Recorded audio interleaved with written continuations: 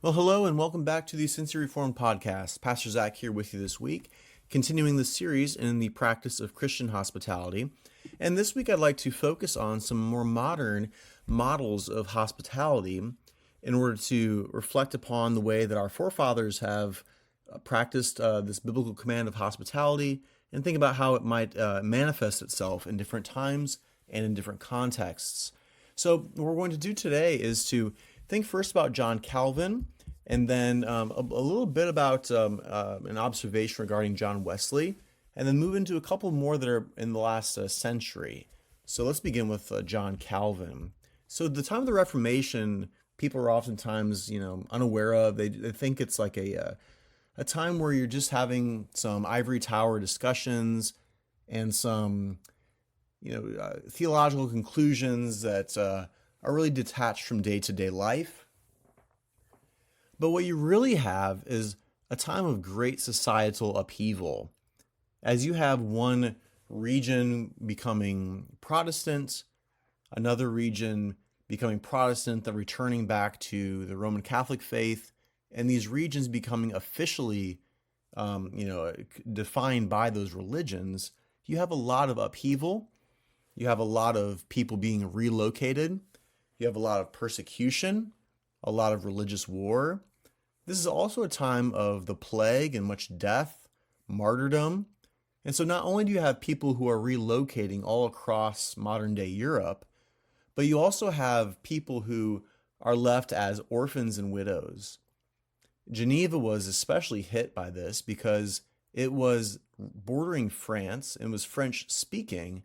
And so then in France was very much affected by the wars of religion and by the way that persecution was occurring, and Protestantism there was spread very rapidly in France, but it was opposed by the sword.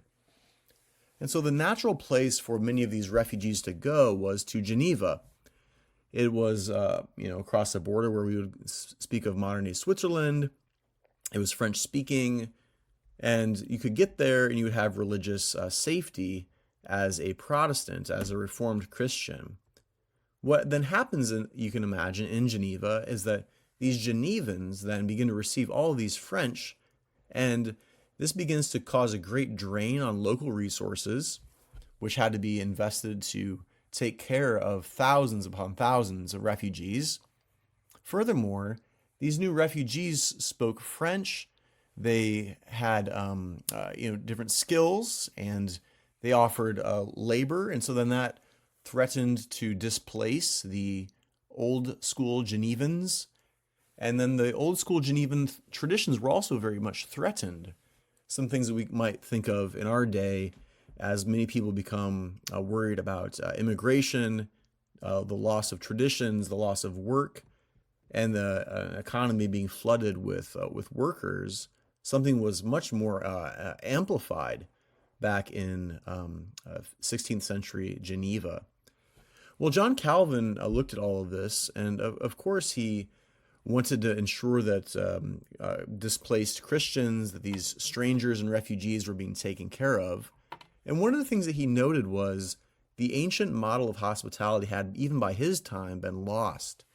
He speaks about how inns, or what we might call now hotels, but they weren't exactly hotels then, but inns, now supply the place of accommodation for strangers, whereas in the past people would take those strangers into their homes and show hospitality to them.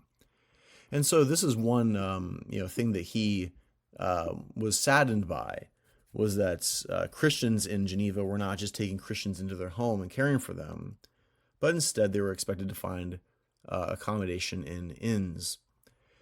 He also urged the civil government and the Genevan citizens to respond to this refugee crisis by caring for them.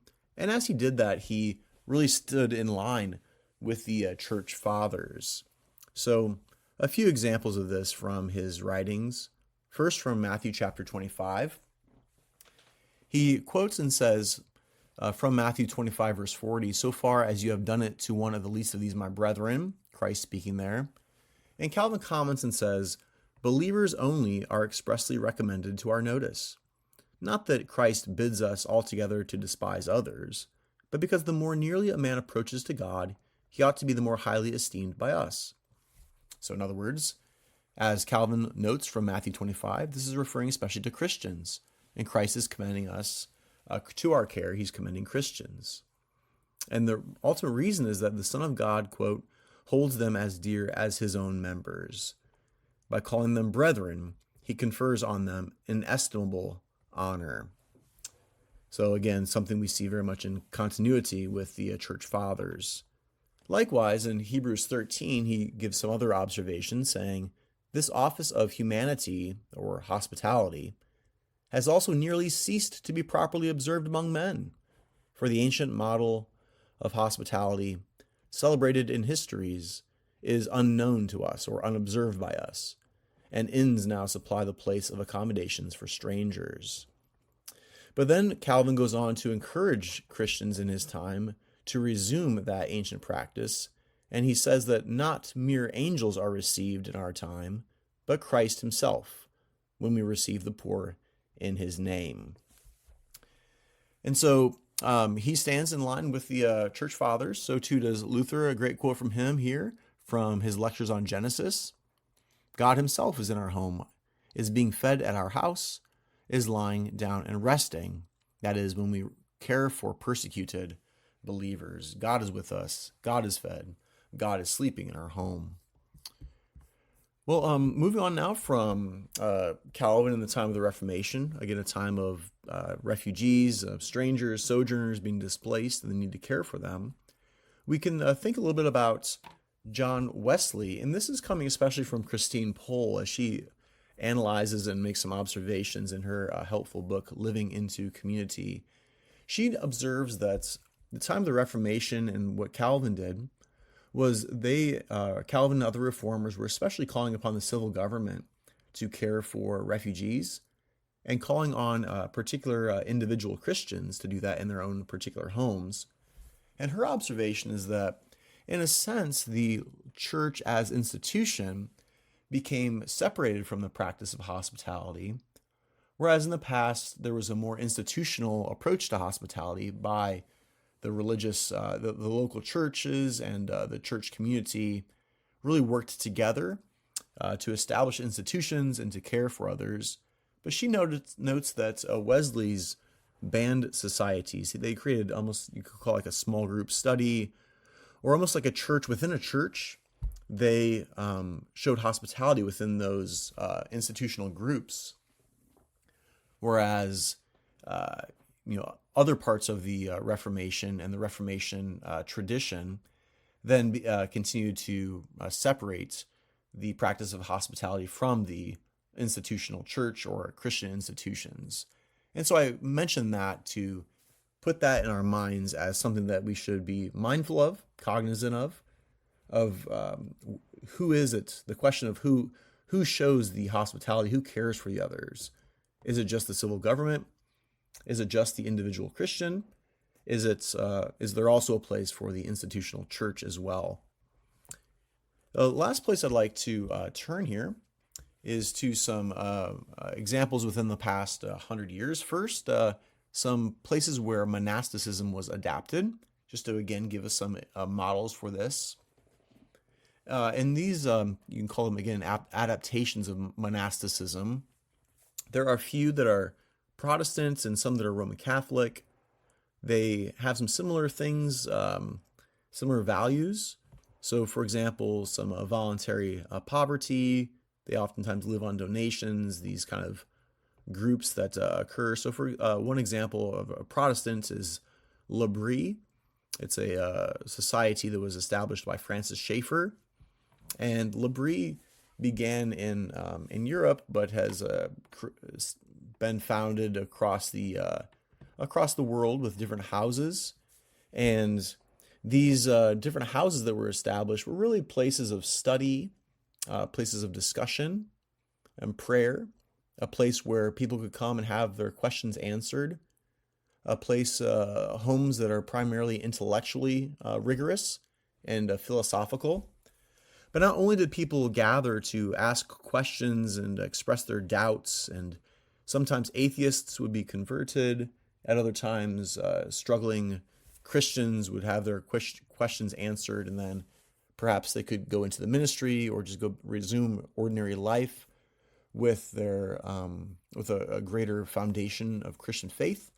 But not only would they do that with study and discussion, but they'd also work at these homes, and they would contribute to the life of the home. So again, that's an example of l'abri. L'abri just meaning shelter. Another example of this is from a Roman Catholic background called l'arche, and that is French for the ark. And while it was founded by Roman Catholics, it is an ecumenical home movement, house movement. Started in France, but then has gone around the world as well. And that these homes are really founded not so much for like the philosophical inquiry, but for those who have intellectual disabilities. And within these homes, there's a community model of caring for one another. So people living side by side, it's not a sort of a thing where the intellectually disabled are made to feel as if they were less than others, but living in a sort of a family environment and being in relationship with one another. And one of the ways of describing this, and one of the main things that l'Arche conveys about themselves, is that people with disabilities have gifts, and you need those gifts. So it's not just that we care for those with disabilities, but those with disabilities also care for the workers there too. A final adaptation of monasticism I would point out is something called the Catholic Worker Movement. And this was inspired by the Benedictine order. They established houses of hospitality that they can call family homes, and they view hospitality as a sort of resistance to society's modern value system.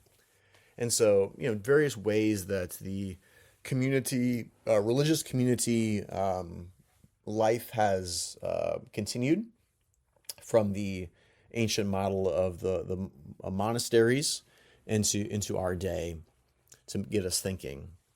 The final place to turn, a couple of modern books, one by Rosaria Butterfield, The Gospel Comes with a House Key, and also a book called The Art of Neighboring by Pathak and Runyon.